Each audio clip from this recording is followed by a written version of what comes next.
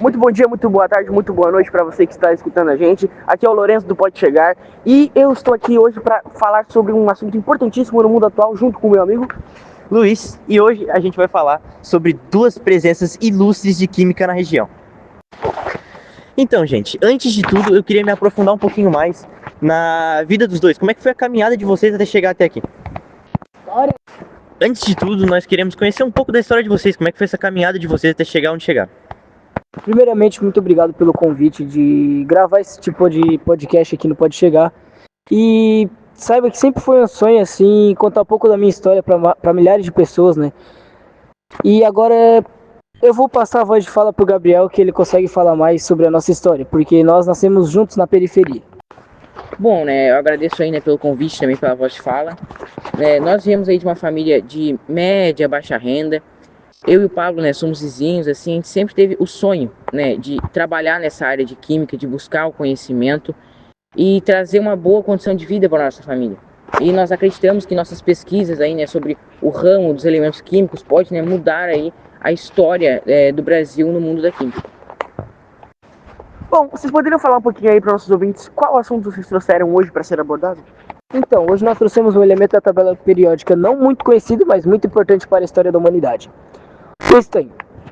Ele é um elemento químico representado pelo símbolo SN e possui um número atômico de 50 na tabela periódica.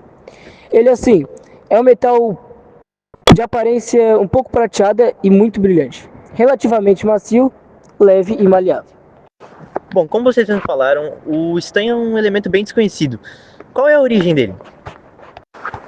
Bom, o estanho, ele foi um dos primeiros metais conhecidos e utilizados pelo ser humano. Ele foi descoberto numa mineração. E ele teve um papel fundamental na idade dos metais, né, lá na pré-história. Nesse tempo, ele ainda não era um elemento químico, né, teoricamente dito pelos humanos, já que eles não sabiam, né, sobre os elementos químicos. Já que, bom, eles não sabiam ainda sobre a existência dos elementos químicos, né, só sobre os metais.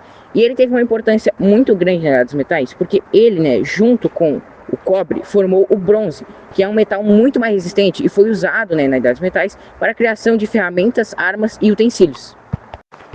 Caramba, cara, eu não sabia dessa. O que teria mudado na história da humanidade se a gente não tivesse descoberto estanho há tanto tempo atrás?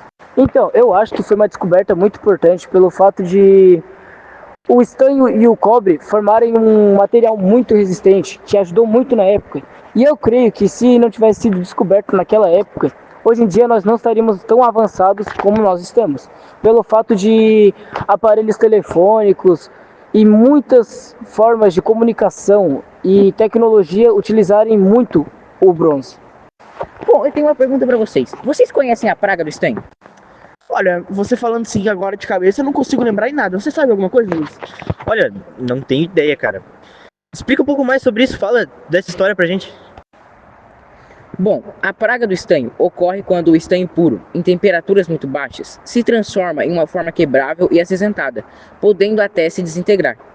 Tem uma lenda que diz que durante a invasão na Rússia, os botões de estanho dos uniformes dos soldados de Napoleão Bonaparte teriam se deteriorado com o frio intenso. E bom, hoje em dia, né, graças a Deus, a indústria eletrônica adiciona antimônio e bismuto às ligas para evitar o problema. Vocês já imaginaram estar com uma roupa com botões de estanho e os botões se desintegrarem no frio? Imagina como é que ficaria. Não, realmente eu ia ficar com muito frio, ainda mais na Rússia naquela época, né? Em 1700, não sei das quantas. Realmente uma história incrível.